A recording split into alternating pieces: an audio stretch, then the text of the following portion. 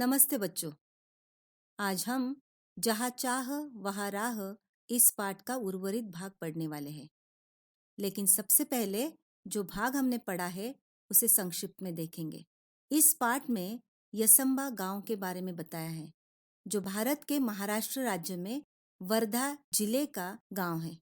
वर्धा इसंबा गांव से लगभग 17 किलोमीटर दूर है।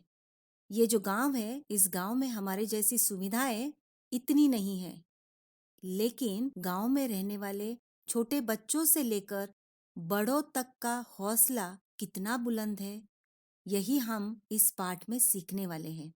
इतना ही नहीं, यदि मनुष्य के मन में किसी काम को करने की इच्छा हो तो वह बड़े से बड़ा काम भी सफलतापूर्वक कर सकता है। इसका सुंदर उदाहरण इस पाठ में बताया गया है। अभी ये जो यसंबा गांव है, इस गांव के बीचों बीच एक नाला बहता था। बस्ती नाले के एक ओर थी तो दूसरी ओर पाठशाला और खेत थे। तो बस्ती के जो लोग थे, उन्हें खेतों में जाना है तो इस नाले को पार करना पड़ता था। इतना ही नहीं, तो जो बच्चे हैं उन्हें रोज पाठशाला जाना है तो पाठशाला जाने के लिए उन्हें भी इस नाले को पार करना पड़ता था। बाकी मौसम में तो ठीक था, लेकिन बरसात के दिनों में क्या हाल था?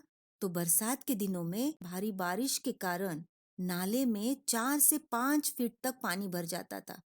बड़े बुजुर्ग तो किसी तरह अपने गाय बैलों के साथ नाला पार कर खेतों में चले जाते थे, परंतु बच्चों के बारे में क्या? लेकिन यहाँ तो बताया है, नाले में 4 से 5 फीट तक पानी भर जाता था और आपका जो कद है वो 4 से 5 फीट तक ही होता है ना? और इस नाले में तो 4 से 5 फीट तक पानी भरा था, तो कैसे पार कर सकते थे ये बच्चे? और इसीलिए पाठशाला आने के लिए इन बच्चों को काफी तकलीफ होती थी।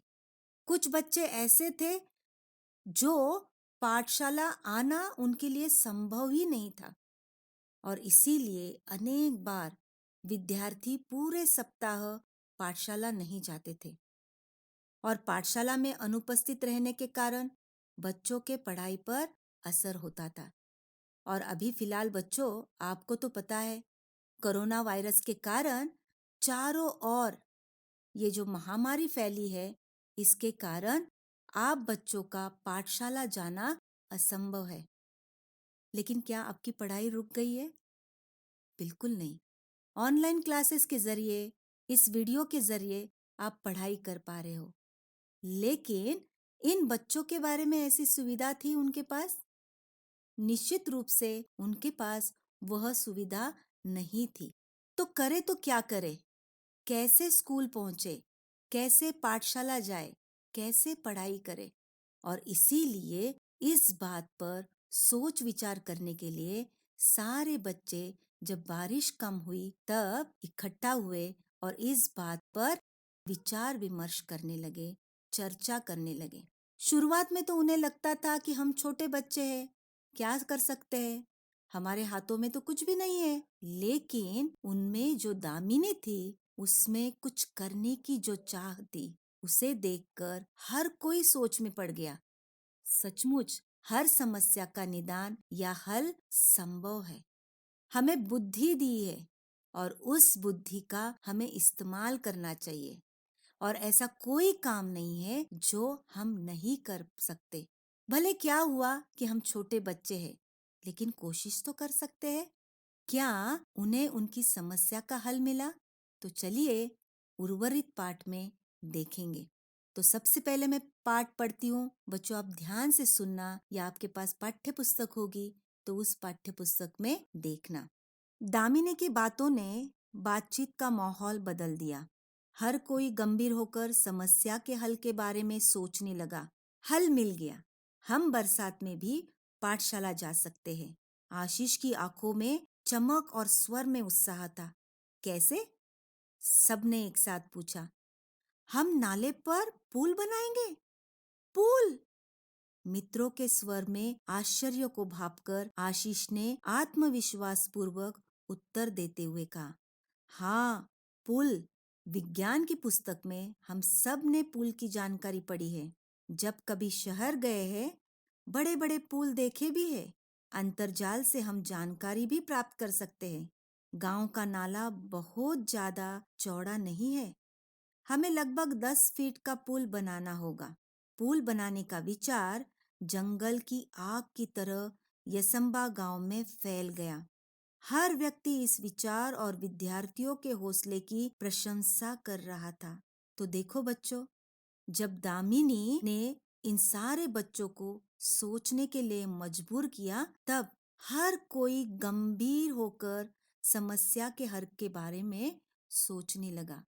गंभीर, गंभीर यानी गहरा, शांत या चिंताजनक।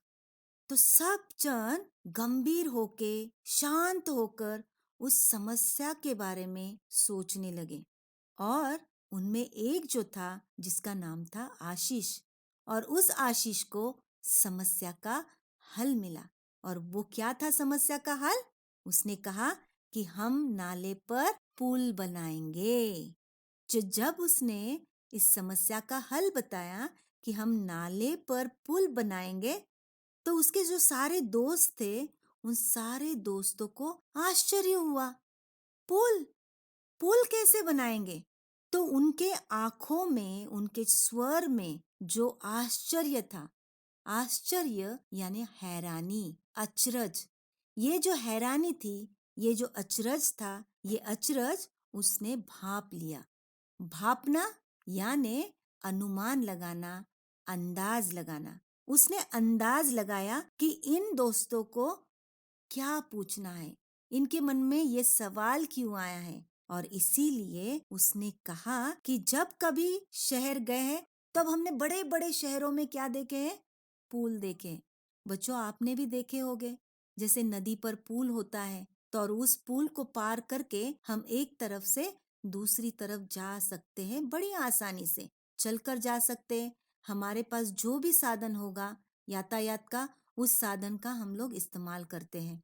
तो इसीलिए उसने उनसे कहा कि जब भी मैं शहर जाता हूँ, तो वहां पर बड़े बड़े क्या नजर आते हैं? पुल नजर आते हैं। और अंतरजाल जो है, अंतरजाल यानी इंटरनेट, इंटरनेट का जब भी हम इस्तेमाल करते हैं, तो हमें ये ढेर सारी जानकारी मिलती है। देखो बच्चों, जब भी आपको किसी चीज के बारे में जानकारी चाहिए, तो आप क्या करते हो? इस अंतरजाल का, इंटरनेट का इस्तेमाल करते हो।